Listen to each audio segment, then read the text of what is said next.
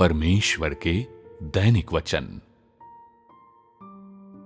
आज के दिन तक अपना 6000 वर्षों का कार्य करते हुए परमेश्वर ने अपने बहुत से क्रियाकलापों को पहले ही प्रकट कर दिया है।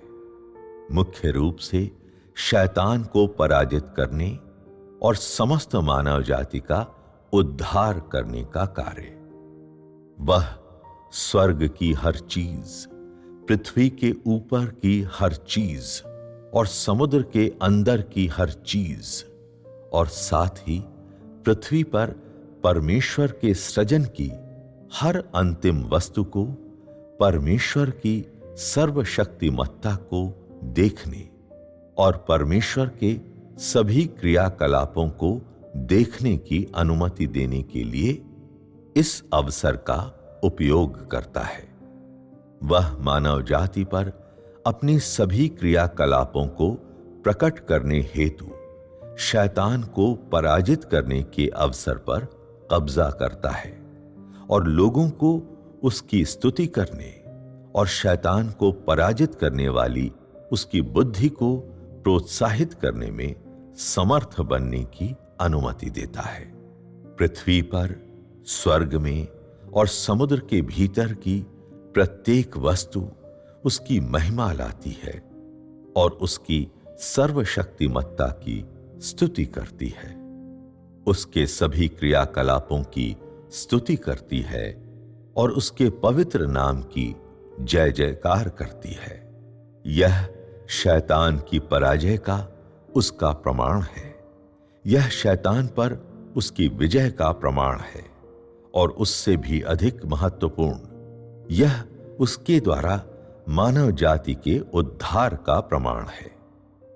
परमेश्वर की समस्त सृष्टि उसके लिए महिमा लाती है, अपने शत्रु को पराजित करने और विजयी होकर लौटने के लिए उसकी स्तुति करती है और एक महान विजयी राजा के रूप में उसकी स्तुति करती है।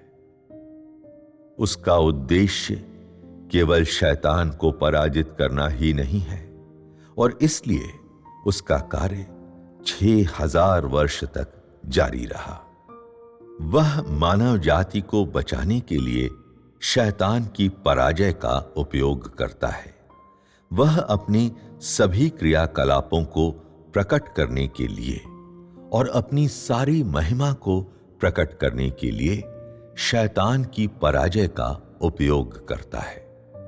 वह महिमा प्राप्त करेगा और स्वर्गदूतों का समस्त जमघट भी उसकी संपूर्ण महिमा को देखेगा। स्वर्ग में संदेशवाहक पृथ्वी पर मनुष्य और पृथ्वी पर समस्त सृष्टि सृजनकर्ता की महिमा को देखेगी। यही वह कार्य है जो वह करता है।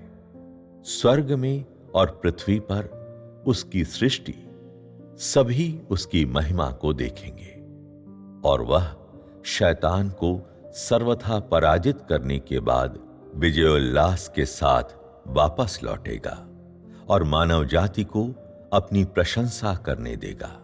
इस प्रकार वह इन दोनों पहलुओं को सफलतापूर्वक प्राप्त करेगा।